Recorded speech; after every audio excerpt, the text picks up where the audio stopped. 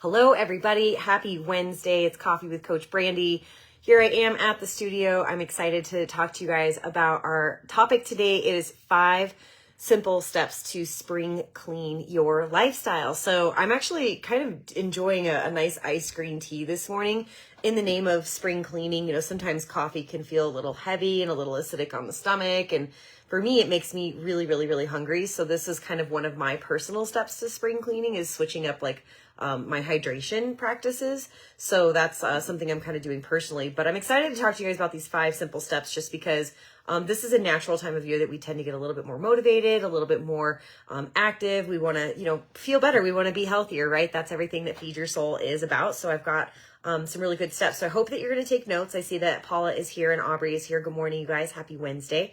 So spring cleaning step number 1 is to refresh your fitness routine. So this can be, big variety depending on where you're at with your starting point. But something that I personally do this time of year is actually work to get outside more, right? We're done with those cold, dark winter mornings. So we can kind of recapture those early morning hours. It is light out, it is warm out, and nature is feeling a little bit more accessible. So this is where you might start to gravitate towards setting your alarm for a little bit earlier and actually getting out for an early morning walk or hike, whether you hit the hills or you go to a lake or you're just going around a park near your house. That's always a really good first step. But as far as even in your evenings, a lot of times, again, during the winter, we eat dinner, it's dark, it's cold out, we just sit, we watch TV. A really good way to digest that dinner, actually help you get more restful sleep, is even just going for a really nice calming stroll. It does not need to be a power walk, but integrating a little bit more movement and everything post dinner time is very beneficial for you. So even though you might not, qualify it because it's not a power walk or something like that as your fitness routine, it is still moving your body, right? It's still getting more steps in. It's something that we all need more with our more sedentary based lifestyles. But your fitness routine this time of year can take a refresher in a number of ways. And I think that's another big part of what I call raising the bar, right? I was actually just talking to some of the ladies in the small group training last night. Good morning, Jessica. Glad you jumped in. And a lot of us were talking about hiking. And a few of the ladies were talking about the Manitou Incline. A few of the ladies were talking about 14ers. And so it's just their own individual and personal goals this summer. Because a few of them said hey, last year I was able to do X, Y, Z. So this year I want to do A, B, C.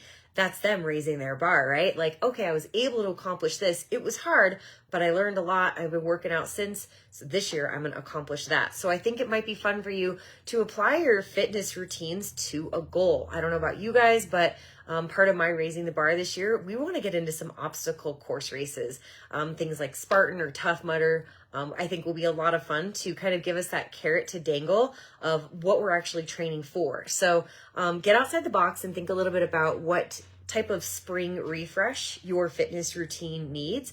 Of course, if you need help with that, let me know. Triathlons are a lot of fun. That gets you on your bike and that gets you swimming. You can join a lot of different team sports that are just local community realms, whether it's kickball or softball or volleyball.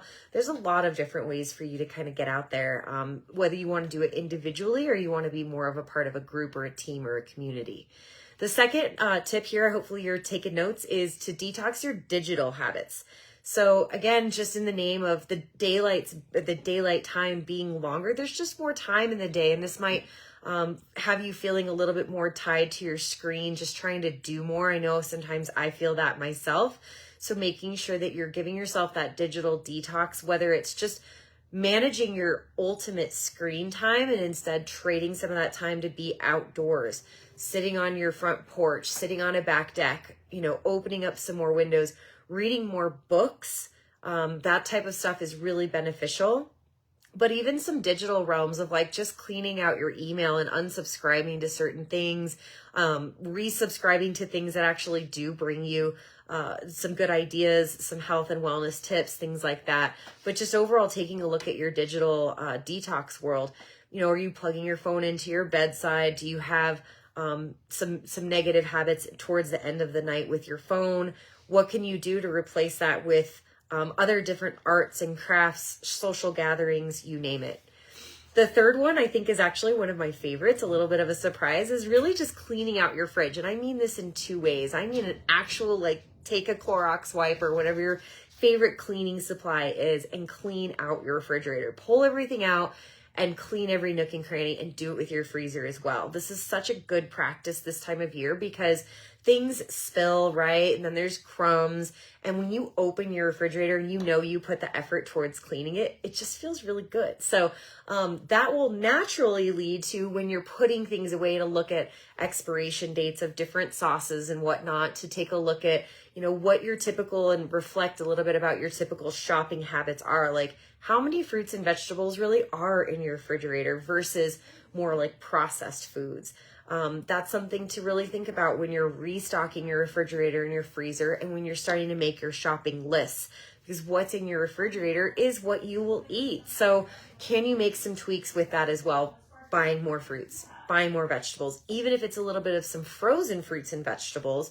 Eat through your fresh and then go into your frozen. It's just a good way to kind of restart and refresh your actual refrigerator. And you can always take that a step further with your pantry. Pantries tend to gather old products as well. The other day I threw out some old steel cut oats that we had, definitely in there from the fall. We just didn't eat them as much throughout the winter, definitely on the stale side. So getting that stuff cleaned out, but then reanalyzing, like, what is it that I will eat? Because oatmeal for me isn't really like a summer type of food. It is more so for the fall and winter. So just kind of having that frame of mind. Number 4 is plugging your brain. Sorry, I took a moment. I was reading number 3 again. Is plugging your brain back in. So a lot of us spend more time in the winter watching TV, right? Getting caught up on these shows, binge watching different seasons because of the darkness, because of the cold. I get it. I do it too. But this time of year, like, we don't want to be tied to the TV, right? We want to be outside. And so we still need to engage our brain. And this is where I would really advocate for you to kind of get into some educational shifts, to learn a skill set, to volunteer. So you could even get something like a Rosetta Stone and start learning a new language. This can be done outside. It can be done on your patio. You can sign up for a summer course at a local community college. You can jump into a lot of these local mom and pop garden shops will do different types of gardening master classes. There is still this thing that exists called meetup.com. They do a lot of different social networks and things like that. But volunteering is also another really good way to just plug your brain back in, because you're giving to some kind of a different and greater cause that's bigger than you. And inevitably in that volunteering task, whether it's physical work, whether it's mental work, emotional work, you are learning. So that's going to help you plug your brain back in. And I think, now that I'm talking through that, I feel like that's actually probably my favorite one, even more so on top of the fridge. And then the 5th and the final simple way to kind of spring clean your lifestyle is to refresh your social circle. So you might not have been as social this past winter, the whole hermit thing again, cold, dark days. We kind of want to hunker down at home, hibernation aspects. But you think about springtime and you want to see your friends more. You invite people to your house for barbecues or patios, go for walks with friends. Who are these people that you're choosing to spend time with, and what do they bring to the table in the name of aligning yourself with them and your health and your wellness goals? If you're around people who kind of have the opposite mindset as far as like what you're trying to achieve and who you're wanting to be and how you're wanting to feel, if that alignment isn't there, refreshing your social circle can be of great benefit. Just because the more time you spend with anybody, whether it's a neighbor or a friend or a family member or coworker, the more you kind of adapt some of those mindsets, right? Like the things that you guys talk about, the topics, the people, like where you put your energy. And if you're not paying attention and you kind of go on autopilot, but then you actually check back in, you might analyze that situation and say, hey, this actually puts me into a negative situation. Hey, this person actually helps me, not feel as good. Like it actually makes me feel more anxious. Or, hey, they're kind of having a negative influence on my life where I feel like I want to be more ambitious and do more things, but this person kind of holds me back mentally, physically, emotionally. And so just revamping and writing down, like, who do you spend your most time with? what do they provide and what are you providing them? What is that mutual exchange in energy and in love and affection, and see if anything needs to be adjusted there. So I hope that these 5 tips will help you guys as we come into the beautiful part of spring. We're getting so close to summer. I don't know about you, but I'm really enjoying these long days, more so than I have in the last few years, embracing waking up at 5:15 with the sun, getting outside for walks, taking breaks during my day, and just soaking up as much of this season as possible. So let me know if you guys have any questions. I'd be curious to hear from you if you had a favorite one of these 5 that I listed, or if you have a different idea around spring cleaning your lifestyle, something that I didn't mention. I would love for you guys to comment that below. And then just, if you're watching this live, drop a comment. If you're watching this later on, just drop a comment with #replay. But Aubrey, Jessica, Jonna, Paula, thank you for joining this Wednesday. I'll see you guys next week for another Coffee with Coach Brandy. Bye.